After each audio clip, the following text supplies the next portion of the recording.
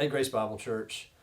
Welcome to a new episode of our Two Pastors in a Plant podcast. We have a new pastor on the podcast today, CJ Moore. So, CJ, welcome to Grace Bible Church. And, the goal of this video, 15 minutes or so, is to give you a quick introduction to CJ, his background, his role here at the church, and his hopes for the church.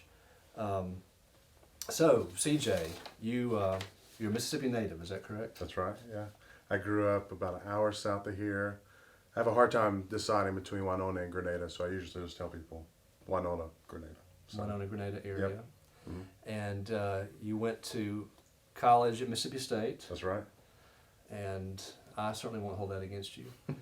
You have a lot of ministry experience.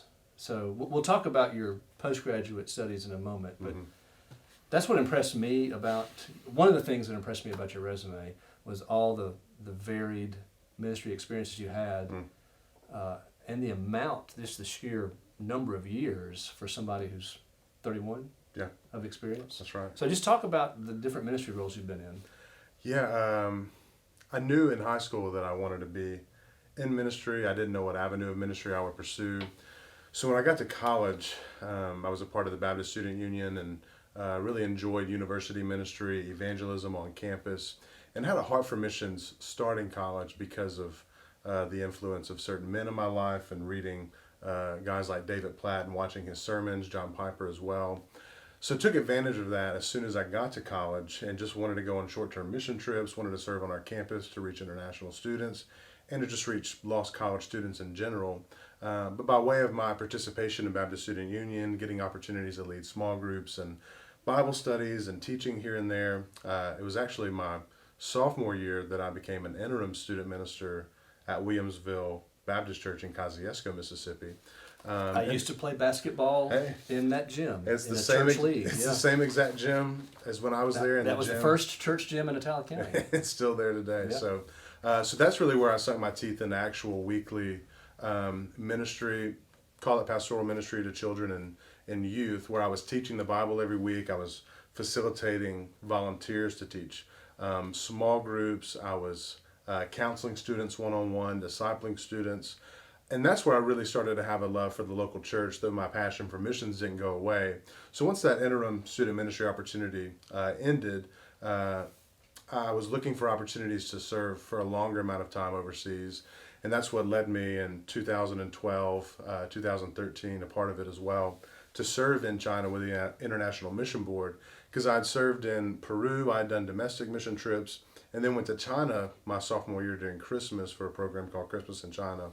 And just engaging with that worldview, making apologetic arguments for God, and then pointing to the fact that the Christian God of the Bible was the God that we should believe in. Just really enjoyed that ministry, and to have greater affirmation for my desire for that, I went back for a prolonged amount of time. And actually coming back from that midterm stint in East Asia, my whole goal was to go back long-term as a missionary. And then I met my wife, Cassandra, and put a pause on that pursuit, because I also had a desire to be married, and Cassandra became someone very quickly that I knew I wanted to marry. So then ended up, after we got married, doing campus ministry at EMCC, which to me, if I wasn't a missionary, was the best avenue for doing mission-like work. That's Last Chance U, Scuba Tech. It has a number of nicknames in the state. A population of around... The Trojans, right?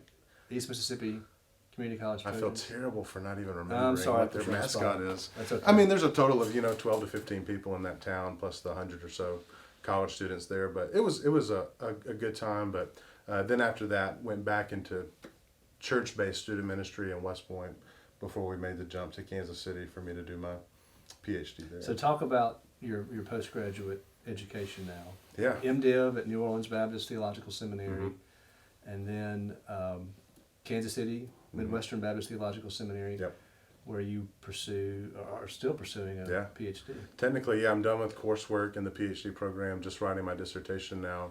I chose New Orleans Seminary, I don't know about you, but it was a matter of its proximity to me, where I was serving in Mississippi, and I didn't want to do a fully online degree. I didn't want to be traveling 10 plus hours to go to classes. So New Orleans was a great fit for me to be able to go to class once a month in New Orleans to just get the general MDiv degree.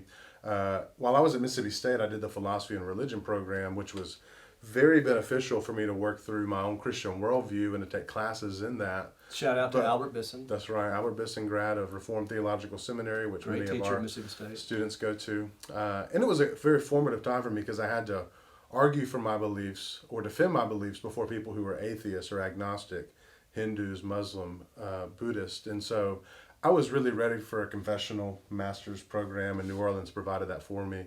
Loved the preaching classes there, really feel like they helped me learn the languages. Who taught the preaching classes at that point? My preaching classes were Blake Newsom, who took over after Tony Marino left as Dean of Chapel and went to North Carolina, which I think he was doing Southeastern and Imago Dei church plant there. But yeah, just guys that were genuinely helpful to me and interacted with my work and criticized my work in a way that made me a better preacher, which is what we're always trying to do. Midwestern was the choice for me PhD-wise, based on the doctoral advisor I would have in Robin Hadaway, who had spent 20 years on the mission field, both in North Africa and then later on in South America, but also had spent 20 years teaching missions in a seminary context. And the whole purpose behind the PhD for me was for the opportunity to go back to international context and provide theological education to pastors, church leaders, missionaries, ministers, in contexts where theological education is not as accessible. So since I lived in China, I've been back about every other year ever since, well, I haven't since COVID shutdowns happened. And the more I went back to China to visit those that we saw come to know Christ, our partners in church planning and pastors, the biggest need that I identified in East Asia over time was that many people are coming to know Christ, but we're not training pastors as quickly enough because theological education is not as readily accessible. And in China, they still desire things like terminal degrees, seminaries, Bible colleges, whereas in some countries, they might not pursue theological education like that. It's a bit more informal, church-based. So the PhD for me was nothing but a means to an end, to have the terminal degree I would need to be able to teach in international context on a short-term basis or mid-term basis, going for a week or two at a time, or even serving institutions from afar. And so if not for that purpose the whole time, I don't think I could have made it. It wasn't anything I did for fun. It's nothing I did because I just wanted to do something. And I knew that if I was going to do this, it had to be now, because I never saw myself going back to do a doctoral program after we had kids or I was well into my 40s or 50s. So it was just an advantageous time, and yeah, we loved Kansas City for sure. So while in Kansas City, you served at Liberty Baptist Church as a non-staff elder. That's right. But now you're a staff elder, so you're an associate pastor at Grace Bible Church, which means you're called both as an elder and as a staff person. Yeah. And your primary roles involve overseeing missions, small group life, and deacons, which is a whole lot of stuff. It may not sound like it, but really that encompasses a whole lot of church life. Yeah. Talk more about those roles and some of the ways that you feel like you've been prepared with your background to take on those challenges. Yeah. Every one of the things I did before coming here, be it student ministry, missions, and while I was a lay elder at Liberty Baptist Church, served in student mobilization for the International Mission Board, and then later on the seminary administration staff there at Midwestern in Kansas City. And so administration has always been a part of my work, making sure that things run as smoothly and efficiently as possible. I don't want to say that I have a huge love or desire to do that kind of work, but feel that I'm gifted and equipped in it, and I know that it serves a larger purpose of missions, local church ministry, seminary education, what have you. And so with that purpose in mind, there's a desire to do that administration and do it well. So Can I just interrupt you real quick and just say that, it's to the point where you won't get any ministry done. I mean, outside of whatever one person can manage on his own, you won't get any ministry done without good administrative work. So, I totally understand why you say it's not something you have a love for, but I'm grateful that you're willing to exercise your gifts in that context here. Yeah, and I think calling it a necessary evil would go a little bit too far. Yeah, that's too far. But whatever's I a feel little you, bit though. step before that, it And you really do experience it when there is no adequate administration. It really impedes the mission or the ministry or the focus of the local church or whatever we're a part of. And It's so one of the gifts Paul lists in and either so, Romans or 1 Corinthians. I can't remember which list, but one of the gift lists. but yeah, so what's funny though is that what initially drew me to Grace through a mutual friend who told me about the opportunity. Tyler Boland, thank That's you very right. much. Yeah, thank you, Tyler. He said that the missions pastor of Grace Bible Church was leaving. So what's funny is that initially I was drawn to even look at the opportunity because I thought, oh, missions, I mean, that's me. Because we misled you to the job. That's right. I love, I mean, the thing about Cassandra and I in our 5 years at Kansas City is that we really did go there with the intent that when we leave this place, it will be to go to an international context for the long term. But as I was serving as an elder at Liberty Baptist Church, and what I would say is the healthiest church I had been a part of up to that point in my life, doing pastoral ministry in that context where things were not perfect, but things were done in a biblical and healthy way, it grew my love for pastoral ministry in a way I had not yet experienced. And so I wrestled for about 2 years, seeking counsel from our elders and friends and talking with Cassandra, just that I felt like God was leading me toward local church ministry rather than going toward missionary service. Though what I wanted was a way for those two passions to be combined. So I didn't know if that would look like going to the mission field or going to an international context and pastoring an expat church, or if it would be taking a pastoral opportunity in the States that was missionally focused. So I think I even told Skylar after our first conversation that if I had known from the start that operations or administration was a huge part of it, it's not that I wouldn't have done it, but I might not have even been looking at it. So the missions component really did draw me in. But the pastoral, I mean, I think we've talked about this, but the fact that the administration, the operations, the deacon ministry, the volunteer service is a part of being a pastor at Grace Bible Church is what drew me in. And I do think all of those things are a part of pastoring or eldering a church, that whenever I'm trying to help equip and find volunteers for various ministries, it's not just a matter of administration, but it's a matter of pastoring people to see that my job is not to do all of the work, but to equip the saints for the work of ministry. And that's a part of their being discipled and sanctified in the faith.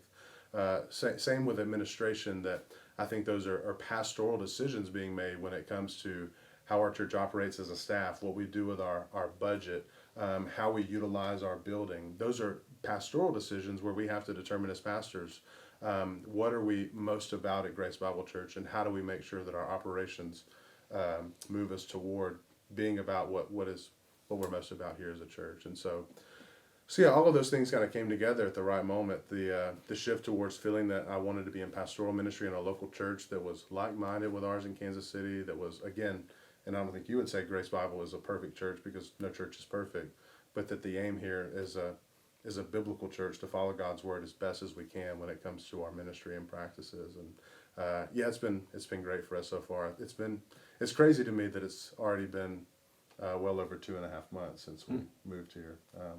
Time is flying, and we're starting to love it. So, well, one of the things, I mean, two things in particular impressed me, both during the interview process with CJ and since he's come here. And one was a refrain that I heard from him over and over again, which is, "I want to pastor people."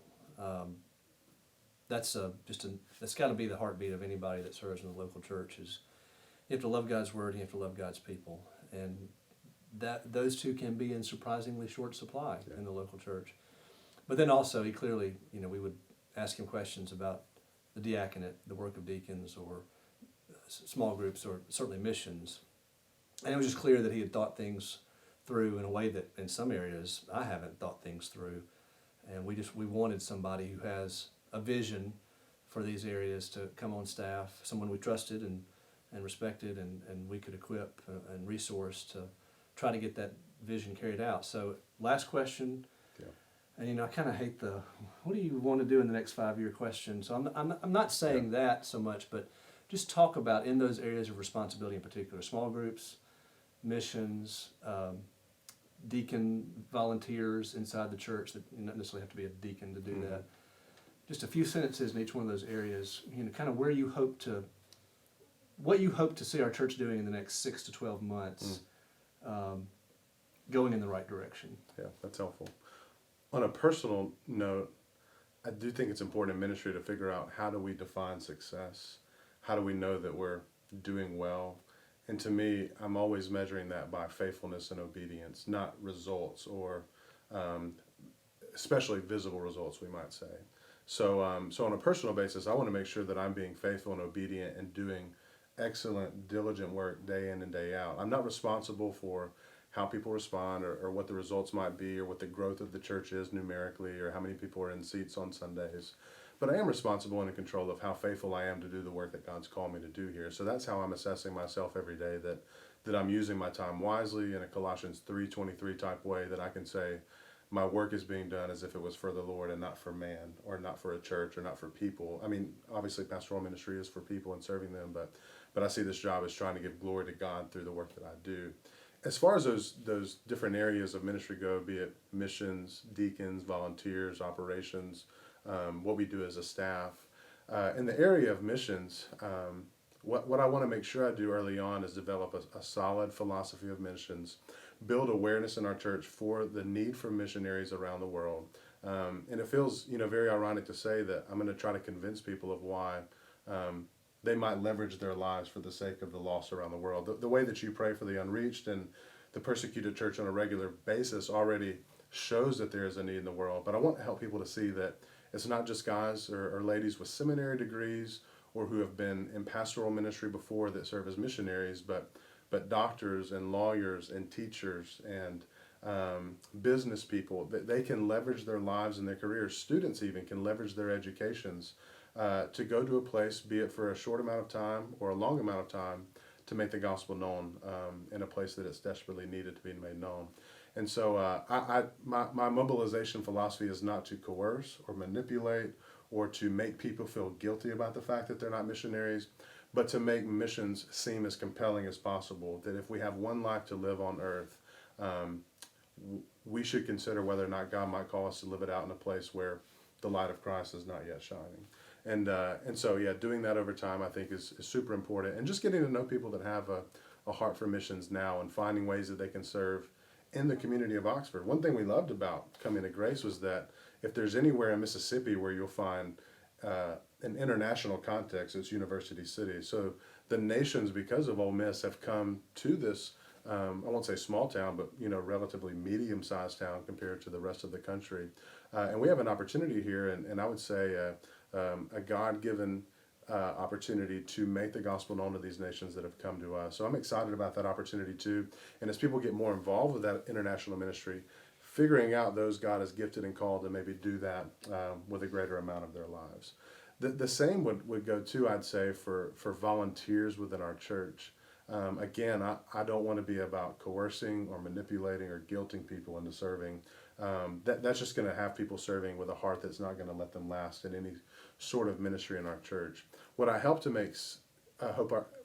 help make our members see when it comes to children's ministry, youth ministry, areas of service in our church that are more deacon-like, those are not obligations or chores or just necessary evils, if I would take that term again. Mm-hmm. But those are opportunities for us to serve using our God-given gifts and time in a way that helps us be as biblical of a church as possible. And I hope to help people see too that there are ways for them to serve our church that they might not be aware that are ways to serve our church. It's not just about, hey, can we get someone to watch kids or to cut grass or to change light bulbs, but you could have a gift in information technology. You might have a gift in social media. You might have a gift in audio-visual needs or in interior design. I mean, so there are multiple ways that I think people can leverage their careers and their skill set and their experiences to serve our church. Though I would also call people to serve in those ways that they're not as gifted in, but we do just need warm, willing bodies to serve in areas in our church that are going to really help us run as smoothly as possible. And for deacons, I hope to extend a level of just liberty and freedom and autonomy to our deacon board as we formalize that, for them to become active in their ministry in our church. I definitely think the elders and deacons work together, but I hope to equip the deacons of our church and deaconesses to know that they've been God called into this office to identify ways to serve in our church, to not just wait and hear what the elders might say or what the church might say, but to become genuine shock absorbers in an Acts 6 type of way, to say, here is a need that might help alleviate the elders of things that are taking them away from the ministry of word and prayer. Here's an area of need in our church where we can help prevent burnout in certain members who are doing too much and extend ourselves as deacons and deaconesses. So that's really what I think now that grace groups are off and running, and I have ideas about grace groups as well to become helpful fellowship spaces in our church, in addition to the many Bible studies where people are focused more on instruction in God's Word. But now that grace groups are running for this year, I hope to give a lot of time to our deacon ministry and trying to figure out the areas of need in our church, identifying men and women that God has qualified, that He has given a desire for that kind of ministry, and to put them into those roles so that they can serve our church as best as possible. So that's me thinking off the cuff about some of that. If I had time to write down my thoughts, maybe I'd have a lot more to say. But in general, I think that characterizes what my hopes and plans are for Grace. And I was meeting with the new associate pastor at Christ Pres recently, and I will say that a lot of my job right now is just getting to know the sheep that God has called me to shepherd. So much of my time is being spent right now just meeting with members and meeting with families. And if I haven't gotten to meet some of you, that's something I would love to do, to get coffee or lunch or have you over for dinner, because so much of my job is necessitated upon knowing the people that are going to be doing grace groups, missions, volunteering, being deacons, so on and so forth. So, Well, thank you, CJ. yeah. Thank you for your time, and thank you for watching. And I would just ask that, especially if you're a part of Grace Bible Church, that if you're on social media, you like this, share this, so that as many people as possible can get to know CJ a little bit better and hear his heart, the heart he has for the ministry here at Grace Bible Church. So again, thanks for watching, and we'll see you next time.